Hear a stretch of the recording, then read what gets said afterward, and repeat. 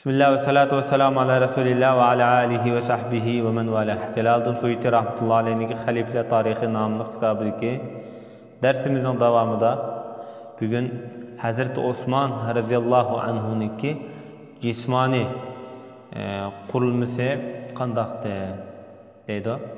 İbn Asakir bir neçe rivayetlerden çıkarışça Osman radıyallahu anhu özüne tüccası adam olup bek kıskım emas, bek pakam emas, bek uzun emeskende özüne ait güzel, anda sarı mayil akken, anda yüzüde bunda çiçeklik belgeler bakende, sakalına ait yuğan, onun başka baş bedeninde soğukları yuğan adamken, anda işki mürüsün ağırlığı ait yuğan gevdelik, paçaklarımın ait tom yuğan adamken. Bilekleri ait uzun, hatta bilekleri ait yumluk, ait tüklük adam olup, hani bir şey çiçe ait dema o büdüre ikende. Hani beden kurulması aitimde yuğan, ait gevdelik adamken. Kişilerin içinde de korsa bir tebessüm kıysa, ait yakımlık bir xil güzel. Kendem de azrak bir kumakçı olsa gerek. Çaçları bunda kulaktan astıda çüşüp durduğun da çaşlık adamken. Hem çaşlarında da sarı boyu oldu ki, adam çişini oltun bilen kaplatken, oltun bilen kaplatkan ki çişini. Şunun kaydığa vaxtıda şu devirde şu tibabet doktorluk mu, xilli terakki kıgallıqını bilgili oldu. İbn Asakir rahmetullahi aleyh Abdullah ibn Hazm'il Mazeni'de rivayet kılınca ve Osman ibn Affan'ı köğendim. Onun dek bir yüzü güzel, bir ne hutun ne bir ekşini körep bakmağan dep mundaq mı beyan kılgan. Hem Musa ibn Talha degan kişiden rivayet kılınca Osman ibn Affan nayeti adamlar içinde çıraylık güzel adamı diye dep munda tasvirlagan. İbn Asakir Usame ibn Zeyd'de rivayet kılınca meni Peygamber sallallahu aleyhi ve sellem Osman'ın uyga bir taksi goşula evetdi de kirsem Ruqiya ulturaptı. Ben Ruqiya'gım qaradım, Osman'ın yüzügüm qaradım deydi. Bu vaqtda Usame ibn Zeyd bir kichik kişi. Şu bir Peygamberimiz ölüp ketken vaqtida 18 yaş Usame ibn Zeyd'nin kişi. Hem de Ruqiya'la 2. yıl ölüp ketken Bedir gazasida.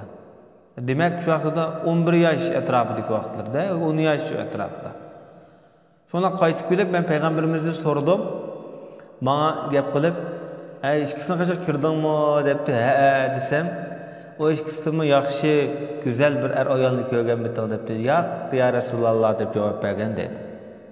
İbn Sa'd rahmetullahi aleyh bu meşhur tarixchi neçqitim dedi. Muhammed ibn İbrahim ibn Haris Taymi degan kişiden rivayet qilib, endi men bir gapni qistirib qo'yaylik. Endi şu mel tarix ilmi bolsun, mel hadis ilmi bolsun, chiqanda bir millatda, chiqanda bir qavmda, şu musulmonlar degidek nayt ishonchlik manbalar nayt kam uchraydi. Chunki kimdan anlaganligini bayon qilish bilan birga shu odamning qandoq odam ekanligidan tortib bayon qilib o'tganda şuna maktabda qandaq bir deyilgan so'z, qaysi kitobdan olganligi, kimning deganligi, u odamga kimning deganligi degandek mazmunlar Rasulullohga yetib borchilik, shu odamga yetib borchilik şu zanjir zaman holatda deyildiganligining sababi shu. Ya'ni shu so'zning rost yolg'onligini bilishninki muhim manbasi. Bu kishi deydi, Osman ibn Affan musulmon bo'lgan vaqtida tog'isi Hakam ibn Abil As ibn Umayya degan kishi uni çın bağlap koyaptı. Bağlap koyap, mecburlap. Sen ata-ananın dininden yeni payda olan bir dinine bir qaytamsa, yüz örümse degen dep bulap Allah'ın namıyla qasam ki sen muş dinden çıkmakçılık men seni qattiq yeşmeyman dep bağlap koyaptı. Osman radıyallahu anhu o qasam qilib men bu yeni chigan dinimni terk etmeyman, qattiq tashlamayman dep. Şondan bu tağısı hakem bunun bu dinden ait çın müstahkem tuğallıqını görüp qo'yib etgan, qo'yib bergan deydi.